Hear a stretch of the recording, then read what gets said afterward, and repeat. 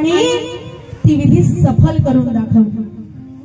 तर त्या विधी करत असताना आईचा बरोबर सपोर्ट होता। आईने असं नाही म्हटलं की बाबा तुम्ही ही विधी करू नका, कारण आता आपल्या सारखी स्त्री असती तर इतका मोठा त्याग केला असता का? नाही। आपल्याला अगर काही माहित झालं की नवऱ्याला कोणीतरी मारत आहे किंवा काही करत आहे तर आपण पटकन आपल्या नवऱ्याला खेचतो, कोणाचं झगडं भांडण झालं। पण त्यावेळेस आईनी बाबाला सपोर्ट केला, साथ दिली ही विधी करत असताना की बाबा तुम्ही करा, मी तुमच्या पाठीशी आहे। म्हणून दुःखाला कुटुंबात भारी, बाबाच्या संसारी